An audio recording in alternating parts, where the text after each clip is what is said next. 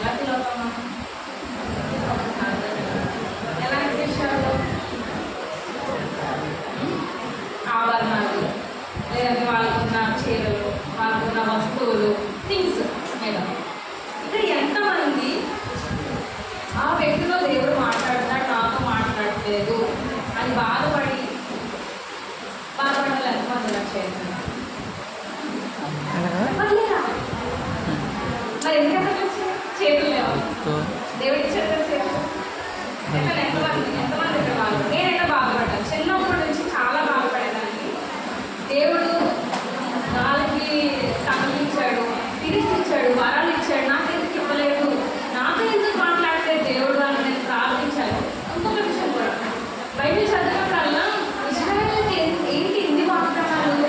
దేవుడు ఇజ్రాయేల్ని ప్రేమిస్తున్నాడు, నన్ను ప్రేమించట్లేదా? లేదు, నా దేవుడు నాకే కావాలి, దేవుడు నా దేవుడే అని నేను చాలా స్వార్థం చూపించాను. ఎందుకంటే నాకు చిన్నప్పటి నుంచి అన్న చెల్లెలు ఎవరు లేరు, మమ్మీ డాడీ ప్రేమ అంతా నాకే.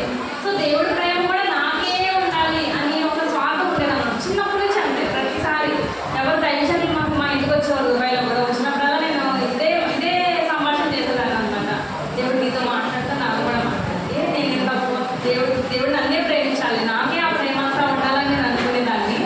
అప్పుడు ఇప్పుడు నేను జస్ట్ ఆ వెనకాల కూర్చుని నేను యాక్చువల్గా ఎవ్రీ ఇయర్ వచ్చిన వాగ్దానాలు రాసుకుంటాను అనమాట. ఎవ్రీ ఇయర్ మార్నింగ్ జనవరి 1st వచ్చే వాగ్దానాలు రాసుకుంటే 2013 నుంచి 2025 వరకు 9 సంవత్సరాలు ఇజ్రాయెల్ ఇచ్చిన వాగ్దానాలు నాకు ఇచ్చాను. చిన్నప్పుడు ఎప్పుడు 2013 కంటే ముందే నేను చాలా చెప్పాను కదా స్టోరీ. ఇజ్రాయెల్కి నా వాగ్దానాలు నాకు లేవా, నన్ను ప్రేమించట్లేదా, ఇజ్రాయెల్ నేను ప్రేమిస్తున్నారా అని చెప్పి నేను గొడవపడేదన్నమాట దేవుడితో. ప్రార్థనలో కూడా నాకు ఇవ్వరా, నన్ను ప్రేమించట్లేదా అని అడిగేదాన్ని. అంటే ఈ విషయాల్లో కూడా మనం బాధపడాలి, ఈ విషయాల్లోనే బాధపడాలి, వేరే విషయాల్లో కాదు. మన దగ్గర లేనిది వేరే వాళ్ళ దగ్గర ఉన్నది మనం బాధపడాల్సిన విషయాలు ఉన్నట్టు అది ఈ విషయమే. 9 వాగ్దానాలు ఇప్పుడే చూసాను, 9 వాగ్దానాలు ఇచ్చిన వాగ్దానాలు. నిన్న నాకు వచ్చిన వాగ్దానం గురించి ఒక చిన్న సాక్షి చెప్పాలనుకున్నాను. అదేంటంటే నా కెరీర్ విషయంలో అండ్ నా మ్యారేజ్ విషయంలో డీటెయిల్స్ చెప్పాను, కానీ నేను బెస్ట్ అనుకున్నది నాకు రాలేదు.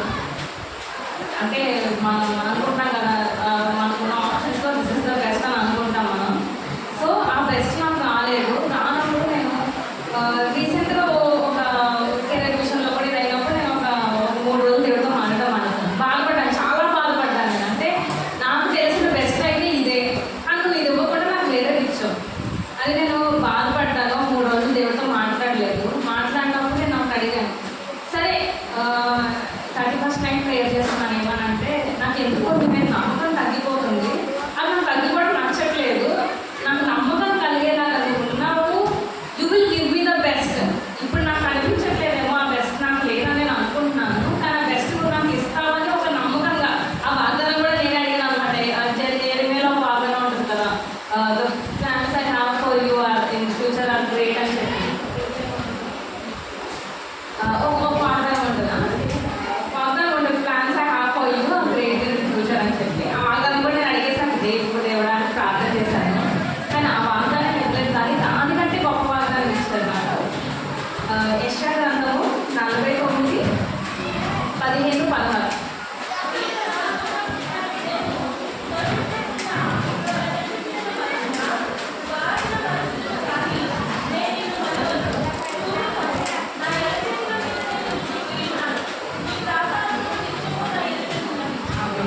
సో ఇంతకంటే కన్ఫర్మేషన్ నాకు ఏం కావాలి, ఆయన నాకు ఉన్నారు అని ఈ టోల్ నాతో మాట్లాడాలని నేను అనుకున్నాను. సో ఈ వాగ్దానం ఎంతో కృతజ్ఞతలు